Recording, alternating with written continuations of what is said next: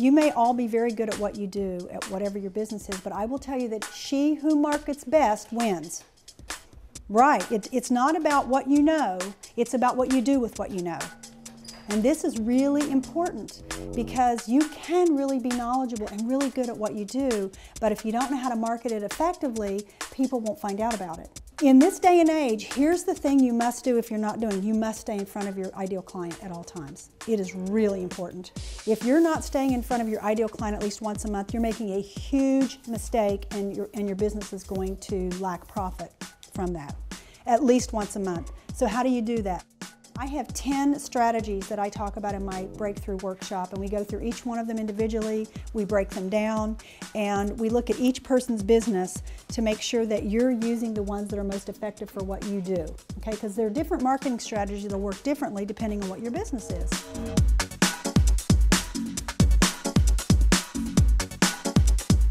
The number one thing that will sabotage your success in business and in life is your mindset. Now here's the good news. You can change it at any time. And it's free. It doesn't cost you anything to change it, right?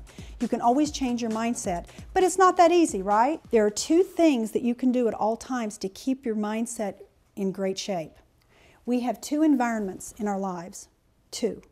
One is external and one is internal. And you can't put a marketing plan ahead of your mindset. Right? That's why I'm doing, there's a reason why I'm doing it in this order tonight. You've got to have your mindset correct before you can market, because again, people can see that. People can see if you're not believing in what you're doing or what you're promoting. Every single woman in this room has the ability to build whatever business you envision. Whether it's a business that's a hobby that generates a few $1,000s a month for your family, or if you want to generate a business that's millions of dollars in revenue. I can say that because I've been in both places and I've done it, and I don't know any more than any of you know. And being an entrepreneur is the most challenging thing that you will ever be.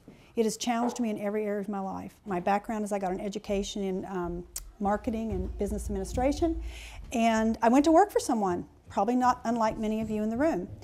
But something happened along the way. I became an entrepreneur by accident because I had a job as in head of a marketing department at age 28, and my boss had just told me that although they were really happy with my work, they weren't going to be giving any raises or increases this year. It was around the holidays when I had this nice little meeting with him. And I was really sad, mad, angry. I went through a whole host of emotions, and then I thought at first, well, I'll just go get another job. But then the more I thought about it, I realized that eventually the same thing would happen again. So I started a business, and it was a very part-time business. I started it in my bedroom. I had a little computer and a little desk, and I didn't veer too far away from what I knew. Now that business went on to be several $1-million company a year in revenues. It became an international company. At 40, I got pregnant with my son, and I had my child, and at that moment, I realized that I wanted to birth something new. So I went back to school, I got my coaching certification, and I birthed Smart Women, Smart Solutions when my son was a baby. And I love what I do. It's a great business, and I started through, and when I first met Julie, I started through working with women, helping them transition into what they wanted to do next in their life. But funny thing happened along the way is that when I helped women figure out what they wanted to do next with their life, then they got stuck in the marketing and the business part. And so some of that stuff that I sort of filed away, all that stuff I'd done all those years in my marketing company, I realized that I needed to pull it out again. And I started helping women get marketing plans together and build businesses and improve their sales. The most basic foundational question in your business that you should ask yourself tonight when you go home is, why am I doing this? Why am I doing this? Why do I have this business? What's this business supposed to be providing for me? Why do I want to have it? I know you want your business because you're passionate about it, but can you just be passionate about something but not make any money at it? Is it a hobby? And if it's a hobby, it's okay. You have to make your business exactly what it is for you, but have a moment of truth with yourself. I'm going to give you 2 questions that I ask myself anytime an opportunity arises or I feel like I'm getting off track, and you ought to write these down because they're really powerful. And they're on a big whiteboard in my office. And the first question is what I'm doing in alignment with where I want to be?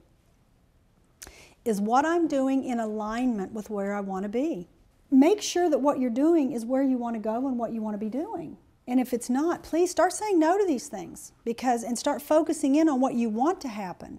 Now here's the second question, which kind of goes along with the first, but this is really key, and I want to spend a few minutes on it, and that is, am I making decisions from where I am or where I want to be? This is key, especially for women, okay? Am I making decisions from where I am or where I want to be? In most cases, we are making decisions from where we are. In order to grow your business and really take it to the place where you want it to be, I want you to, if you can, I invite you to stop thinking about making decisions from here, and I want you to look out here as to where you want to be. What do you want to be celebrating on December 31st, 2010? What do you want to raise your glass to?